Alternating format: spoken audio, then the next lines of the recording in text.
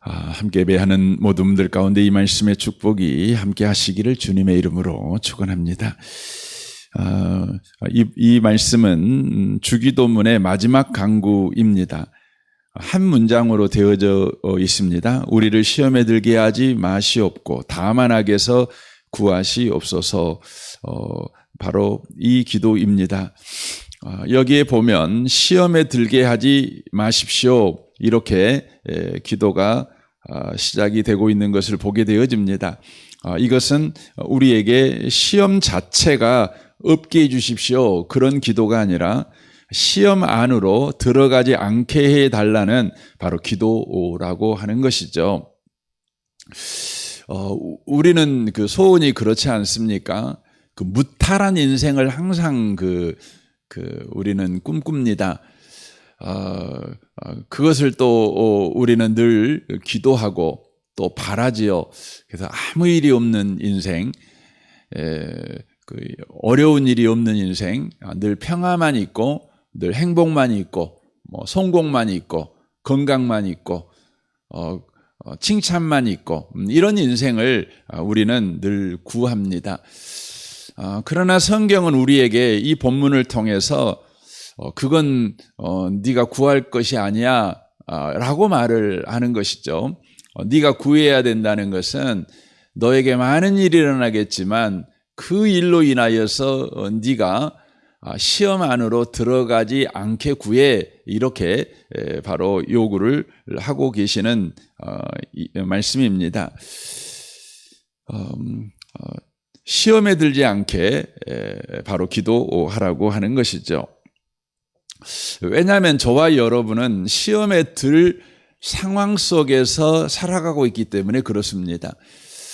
우리는 지금 죄된 세상 속에 우리는 살고 있는 사람들입니다. 지금 여전하게 마귀가 역사하는 세상 속에 우리가 살고 있습니다. 더 직접적으로 말하면 예수님을 십자가에 못 박아 죽인 세상 속에 저와 여러분이 지금 여전하게 살고 있다는 것입니다. 예수님이 구원을 이루셨지만 아직 새 하늘과 새 땅이 이 땅에 임한 것이 아닙니다. 이 땅은 여전히 헌 하늘과 헌 땅이라는 것이죠. 바로 예수님을 십자가에 못 박아 죽인 세상이 지금 바로 우리가 살고 있는 바로 세상이라고 하는 것입니다. 그런 까닭에 저와 여러분의 삶은 무탈할 수가 없습니다. 어쩌면 무탈해지는 방법은 예수를 안 믿는 것이죠. 믿음으로 안 사는 것이죠. 하늘의 소망을 가지고 안 사는 것이죠. 되는 대로 사는 것이죠. 세상이 가르쳐주는 방식대로 세상의 목적을 두고 저와 여러분이 살아가는 것이겠죠. 그러나 저와 여러분이 예수를 믿고 또 믿음으로 살아가고 하늘의 산 소망을 가지고 살아가면 이 일의 주인 되시는 주님을 십자가에 못 박아 죽였는데 우리야 가만히 두겠습니까? 우리에게도 바로 시험이 있는 것이죠. 바로 가야바 법정에서 베드로에게 세 사람이 나와서 너도 예수 당이지? 너도 예수와 함께 있었지? 바로 그렇게 우리에게 질문하는 거 아닙니까? 그리고 우리가 그래 나도 예수 당이다 이렇게 말하면 예수님을 끌고 갔던 그 법정에 우리도 서게 되겠지요. 그러니까 저와 여러분이 이 세상에 살고 있으면 우리에게는 시험이 끊임이 없다는 것입니다. 우리가 하나님에 대해서 죽어버린 사람이라면 우리에게 이런 시험은 없지요. 예수 믿는다고 핍박받을 일도 없고 우리가 성경대로 믿음을 가지고 산다고 해갖고 우리 보고 누가 핍박을 하겠습니까? 우리를 핍박하는 것이 아니라 계속해서 우리를 판단하는 기준이 실력이 있냐 없냐 성공했냐 성공 안 했냐 이런 걸로 보겠죠. 여러분과 제가 시험 받는다는 생각보다는 무시받는다는 생각을 가지고 살 뿐이죠. 내가 반드시 성공해 버릴 거야. 이런 욕망을 부추기는 세상을 우리는 살아갈 뿐이죠. 그러나 여러분과 제가 예수를 믿고 살면 시험 앞에서 살아간다는 것을 우리가 놓치시면 안 된다는 것이죠. 그러므로 우리에게 주님께서 말하는 것은 네가 죄 많은 이 세상에서 살아간다면 너에게는 반드시 시험이 있을 거야. 그러므로 네가 구해야 되는 것은 시험에 들지 않게 구해. 그렇게 말하는 것입니다. 예수님께서 베드로를 위해서 기도해 주지 않았습니까? 밀 까부르듯이 베드로를 시험한다는 것이죠. 그러나 베드로가 넘어지지 않도록 주님께서 베드로를 위해서 기도해 주시죠.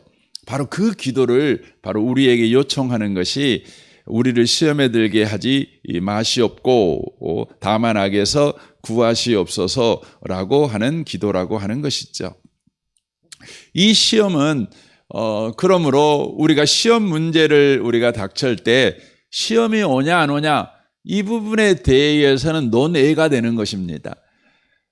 이것 갖고 아이고 안 오게 해주세요. 이거 구할 필요가 없다는 것입니다. 구하지도 말라는 것입니다. 그러면 저와 여러분이 구해야 되는 건 뭡니까? 시험에 안 들어가야 되는데 시험이 대체 뭐고 이 시험이 어디서 오고 이것을 우리가 알아야지요. 그래야 시험에 안 들어갈 것 아니겠습니까?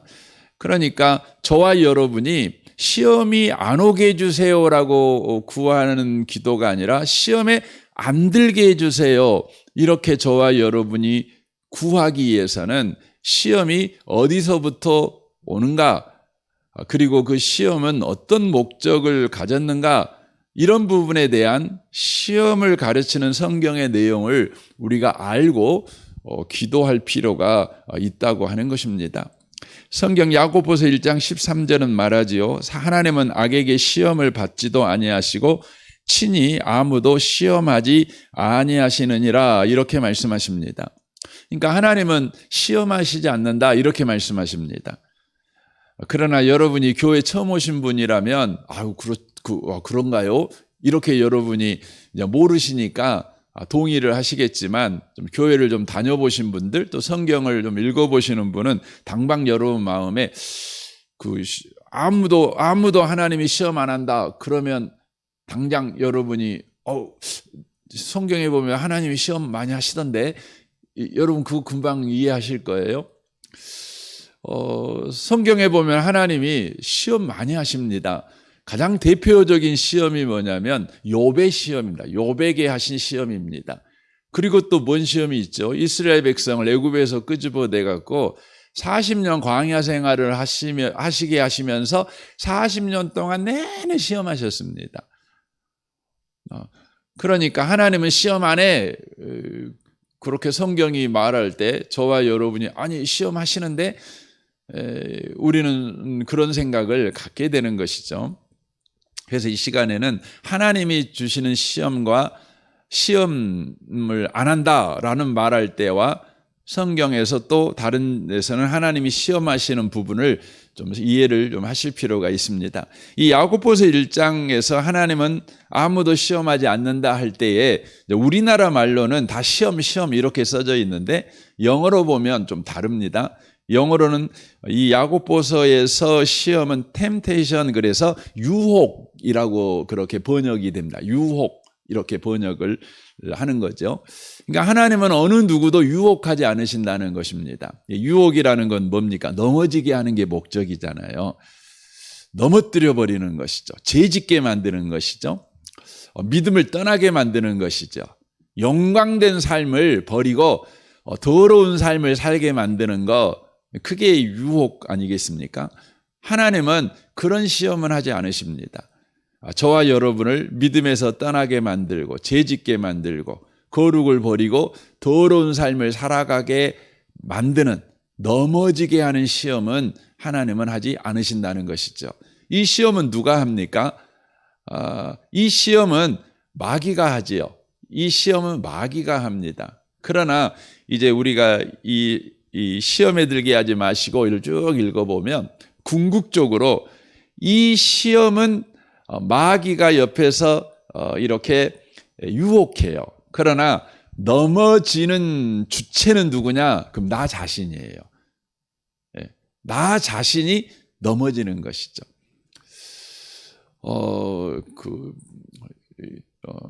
이 부분을 여러분과 제가 명확하게 하실 필요가 있어요.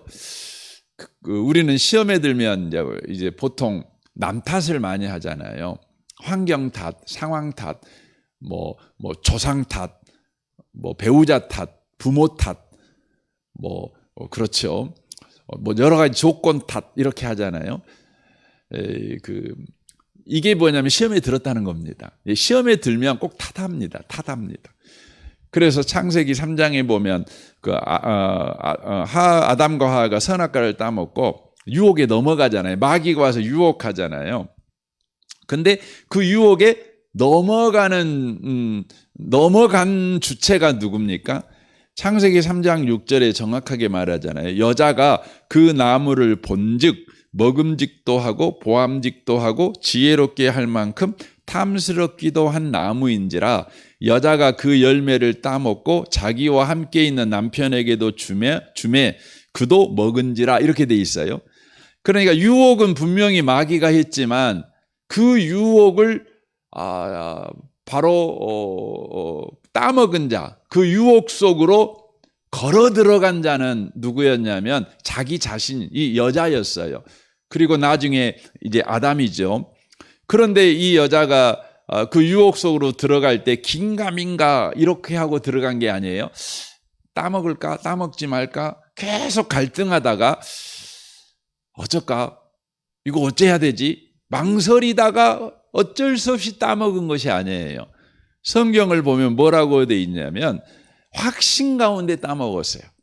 확신 가운데. 이 유혹이 맞아. 이 마귀의 말이 맞아. 마귀의 말대로 하면 내 인생이 지혜롭게 돼. 내 인생이 하나님같이 돼. 이렇게 확신으로 따먹은 것이죠. 그러니까 사단의 유혹, 시험, 이것은 넘어지게 하는 것인데 이것은 하나님이 하시는 것이 아니라 사단이 하는 것이고 그 궁극적인 주체는 바로 우리 자신이라는 것을 성경이 바로 말씀해 주고 있는 것입니다. 그래서 우리를 시험에 들게 하지 마시옵고 이 기도는요. 어떤 기도냐면 하나님 저를 좀 지켜주세요. 제가 마귀가 유혹할 때 그 유혹이 지혜롭다고 생각하고 그 유혹이 옳다고 생각하고 그게 맞는 쪽이라고 생각하는 바른 판단을 하지 못하는 나를 지켜주세요. 그겁니다. 그러니까 시험에 들게 하지 마시옵고 이 기도를 하는 사람은 어떤 사람만 할 수 있냐면 바로 정직해야 돼요. 자기 자신의 연약함을 아는 사람만 이 기도를 할 수 있죠. 주님, 저는 연약하여 이런 상황, 이런 조건이 주어지면 제가 바르게 판단하지 못합니다. 그래서 시험에 듭니다. 주님, 저를 불쌍히 여기시고 저를 지켜주세요. 그런 기도입니다. 그러니까 저를 지켜주십시오. 그런 기도가 바로 우리를 시험에 들게 하지 마시옵고 이 기도라고 하는 것이죠. 반면 하나님의 시험은 뭡니까? 영어로 보면 테스팅이라고 되어 있어요. 드러나게 해서 세운다 이런 의미입니다. 드러나게 해서 세우신다 이런 의미입니다. 그러니까 우리가 학교에 다니면 중간고사를 보고 기말고사를 보고 시험을 보잖아요. 그 시험을 보는 이유가 뭡니까?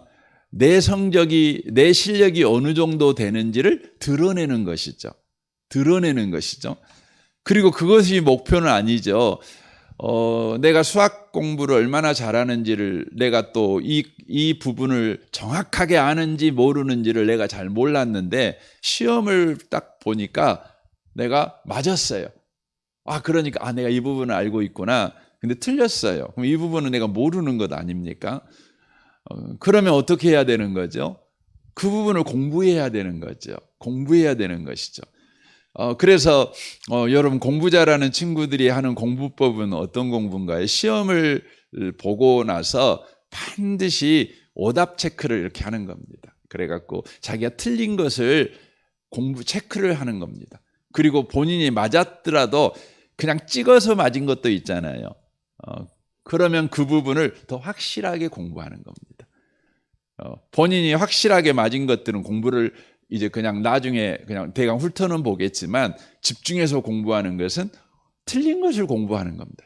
틀린 것을 집중해서 공부하는 것이죠.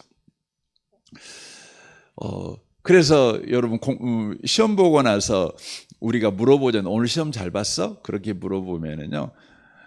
그 시험 잘 봤다고 기리기리 기뻐하는 친구하고 아유 난 시험 잘 못 본 것 같아요 라고 말하는 친구하고 있다면 여러분 진짜 시험은 점수는 누가 높아요? 항상 그렇습니다. 시험 못 봤다는 친구들이 시험 점수는 높습니다. 근데 잘 봤다고 시험 끝났다고 그냥 놀러 다니고 이렇게만 하는 친구들을 막상 떠들어 보면은요, 걔는 성적이 안 좋아요. 그 내내 안 좋습니다. 왜냐하면 걔는 그 맞은 것에만 생각을 해요. 맞은 거, 맞았다, 몇 점 맞았다, 그거죠. 그런데 공부를 잘하는 친구는 그 시험을 통해 자기 자신을 점검하고 공부하는 것이죠. 그러니까 하나님의 시험은 그것이 목적입니다. 하나님은 우리를 시험하셔요.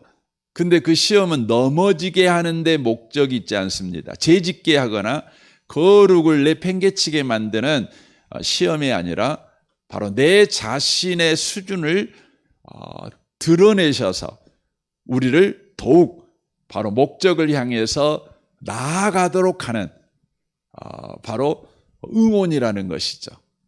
응원이라는 것이죠. 이 부분이 중요합니다. 그래서 히브리서 12장에 보면 12장 1절에 허다한 증인들이 우리 앞에 서 있다. 그렇게 우리 개역개정 성경은 돼 있어요. 근데 다른 번역 성경은 어떻게 돼 있냐면 허다한 믿음의 선배들이요 응원하고 있다. 이렇게 돼 있어요. 응원하고 있대요. 응원하고 있대요. 그리고는 그 응원을 하고 있는데 그 밑에 쭉 내려가면 징계 이야기가 나와요. 징계. 이게 시험이거든요. 이제 하나님이 우리를 징계하셔요. 그래서 거룩에 이르도록 하셔요. 그래서 우리가 시험을 받았을 때 내가 60점 맞을 줄 알았는데 30점 맞은 거죠. 그러면 낙심되잖아요. 내가 이 정도 수준밖에 안 됐어? 낙심되죠. 그러나 그 성경이 말하잖아요. 낙심하지 마. 네 주변에는 30점밖에 못 맞았지만 자기 자신을 알고 주님을 계속해서 바라보고 믿음의 주 온전케 하신 예수를 바라보고 푯대를 향해 달려나아갔던 수많은 사람들이 있어. 그들이 나도 그랬다. 그러니까 너도 낙심하지 말고 끝까지 달려가자. 믿음의 주의 온전케 하시는 이가 우리의 최종 목적지니까 거기를 향해 가자. 이렇게 이야기하는 것이 히브리서 12장의 이야기라고 하는 것이죠. 하나님은 우리를 바로 드러나게 하시고 우리를 자라게 하셔요. 세우셔요. 우리를 바로 하나님께서 세우신 목적지까지 가도록 그렇게 하신다는 것이죠. 그 이야기가 로마서 8장에 구구절절 이야기돼요. 그래서 하나님을 사랑하는 자, 그 뜻대로 부르심을 입은 자들에게는 모든 것이 합력하여 선을 이루느니라 이렇게 돼 있는 거죠. 그리고는 그 다음에 사랑 이야기를 쫙 하죠. 하나님의 사랑에서 끊을 수 없느니라 이렇게 쭉 이야기를 합니다. 그 내용 자체가 하나님의 시험에 관한 이야기예요. 하나님께서 구원한 하나님의 백성들이 바로 반드시 거룩한 사람이 되도록 영광스러운 사람이 되도록 계속해서 그의 삶을 드러나게 하시고 그리를 계속해서 세워가신다. 그 궁극적인 목적지가 어디냐? 우리를 영화롭게 하는 것. 하나님의 아들의 자녀의 형상을 갖게 할 때까지 예수 닮은 자가 될 때까지 우리를 그렇게 세워가신다. 이게 하나님의 시험의 궁극적인 목적이다. 이런 것이죠. 여러분이 이제 그 이야기를 들으면 성경을 조금 고민해 보신 분들은 이런 질문을 하게 돼요. 어떤 질문이냐면 이스라엘 민족이요, 애굽에서 이렇게 건져놨어요. 그 이스라엘 민족이 애굽에서 노예 생활을 이렇게 하고 있었는데 하나님께서 그들을 구원했어요. 한번 여러분 생각을 해보세요. 여러분이 그 어느 회사에서요, 거기서 그 폭군 사장님한테 맨날 당하고 그랬어요. 노예 취급 당했어요. 근데 하나님이 여러분을 구원해 주셨어요. 그러면 여러분이 원하는 구원은 뭘까요? 첫 번째, 여러분이 그 사장을 종으로 부리는 사장이 된다. 이 첫 번째, 이제 그 여러분이 생각하는 구원을 한번 보세요. 그러니까 여러분이 어느 회사에 종노릇 하는 거죠. 근데 하나님이 여러분 구원해 주셨어요. 근데 이제 하나님이 여러분을 구원해 주셨다고 할 때 첫 번째, 이 구원을 해 주신 거죠. 여러분이 사장님이 되고 그 사람이 종이 된 거예요. 그 구원을 해 줬어요. 여러분 그 구원 어때요? 좋죠? 안 좋으신가요? 두 번째 구원, 여러분을 끄집어내 갖고요, 여러분을 거기서 탈출시켜 갖고 여러분 보고 새로운 사업을 하라고 구원해 주셨어요. 여러분 둘 중에 어느 구원이 나으세요? 여러분 실제 그 사업 해보신 분들은 당연히 원하는 구원이 뭐겠어요?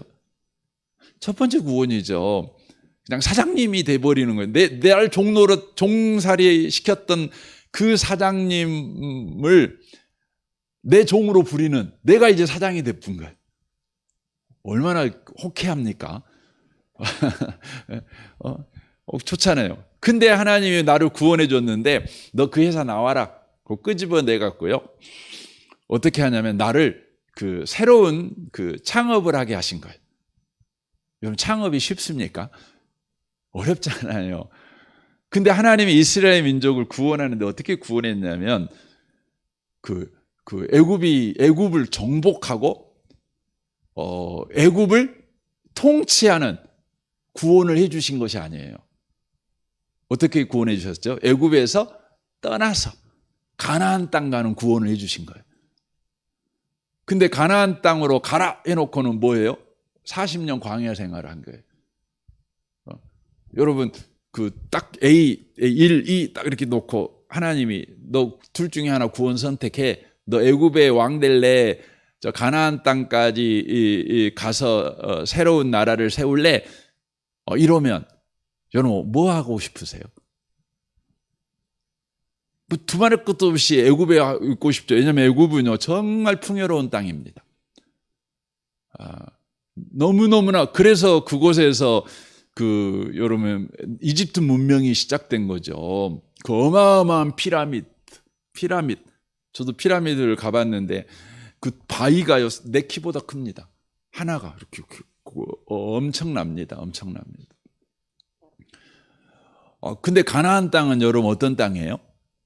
풍요로운 땅이 아닙니다. 굉장히 힘든 땅입니다. 살기 힘든 땅입니다. 근데 그 땅 가서 새로운 나라를 세워라. 너무 좋겠어요?